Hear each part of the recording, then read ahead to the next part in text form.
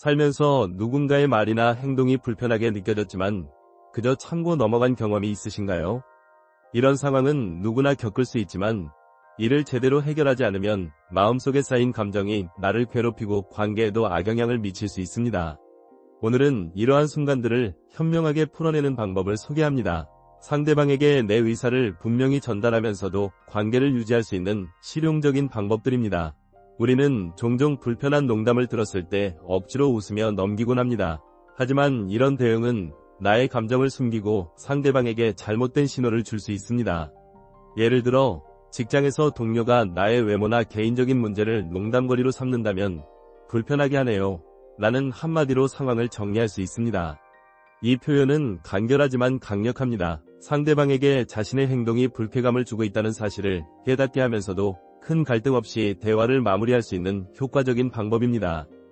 또 다른 상황으로는 반복되는 부탁에 시달릴 때가 있습니다.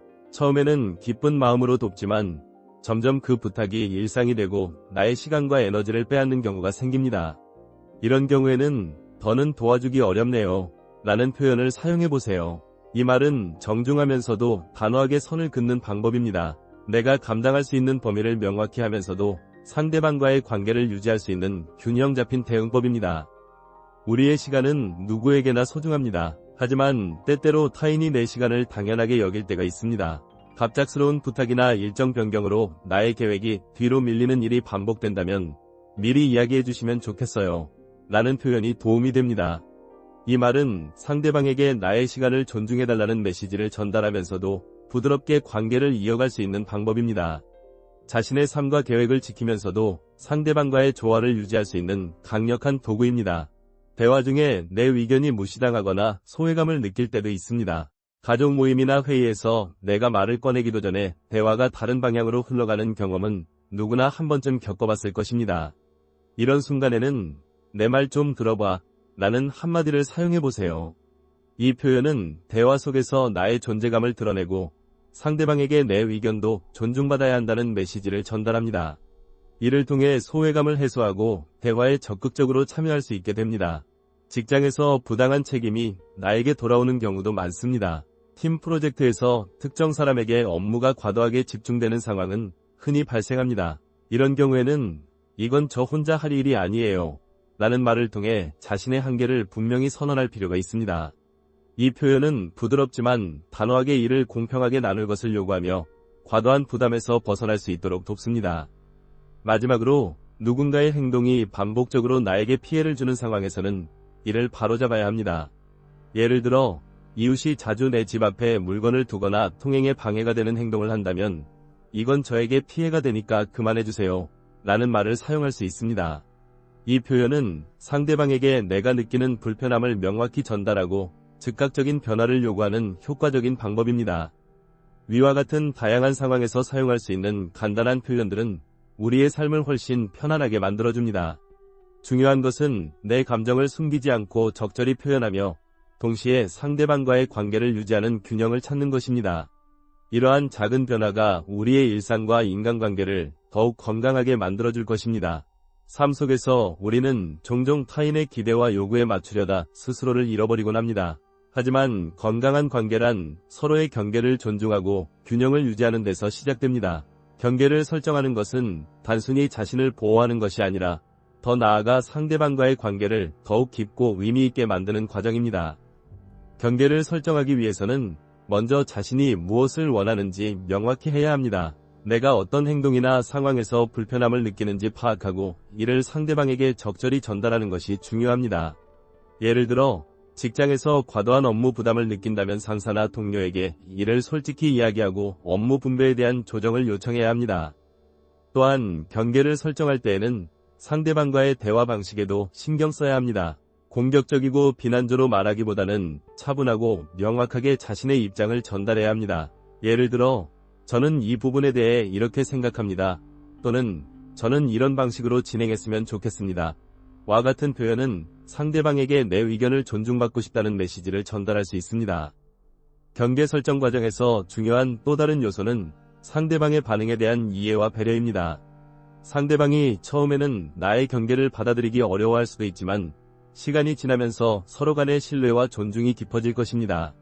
중요한 것은 일관성을 유지하며 자신의 경계를 꾸준히 지키는 것입니다. 결국 경계 설정은 자신과 타인을 위한 건강한 선택입니다.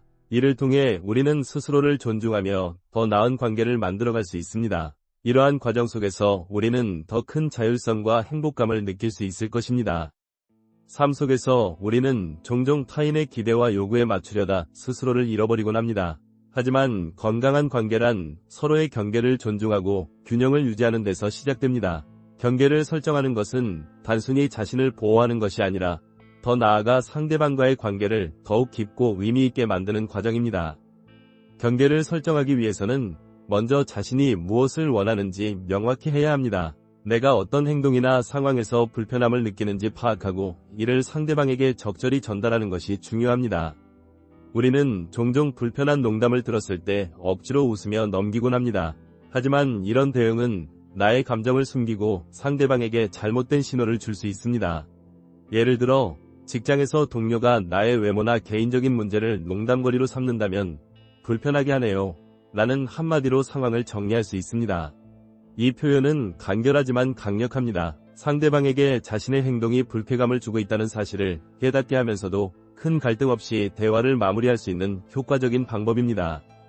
또 다른 상황으로는 반복되는 부탁에 시달릴 때가 있습니다. 처음에는 기쁜 마음으로 돕지만 점점 그 부탁이 일상이 되고 나의 시간과 에너지를 빼앗는 경우가 생깁니다.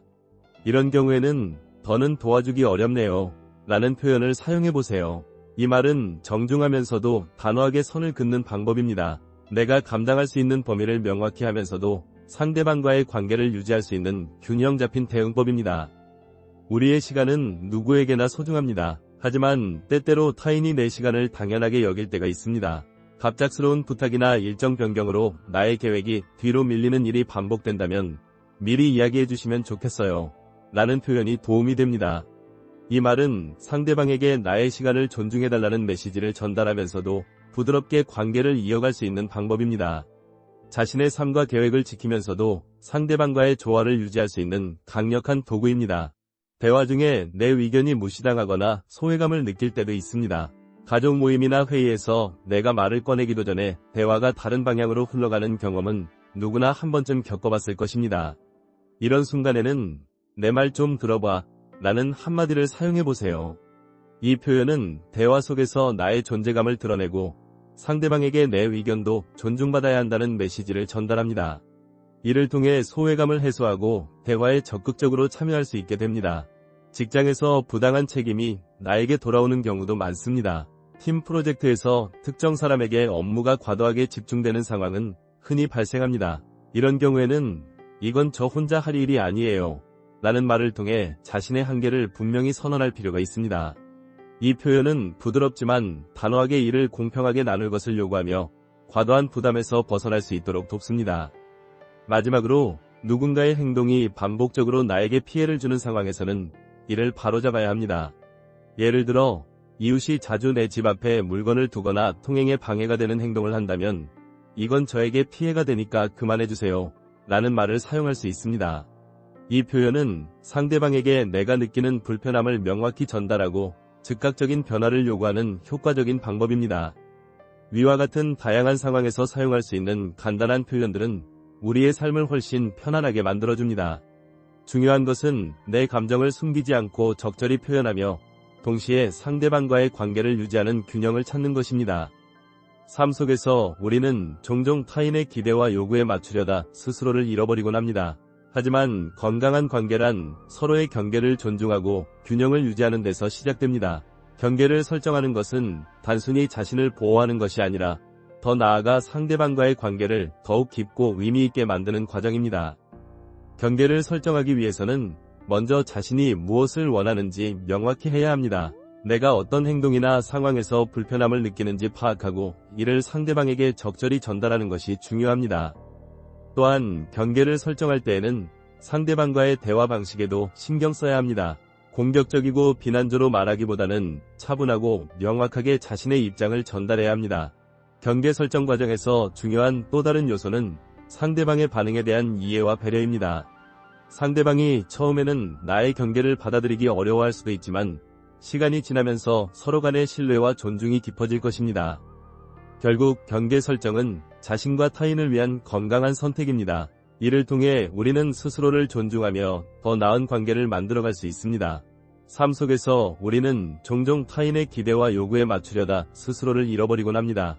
하지만 건강한 관계란 서로의 경계를 존중하고 균형을 유지하는 데서 시작됩니다.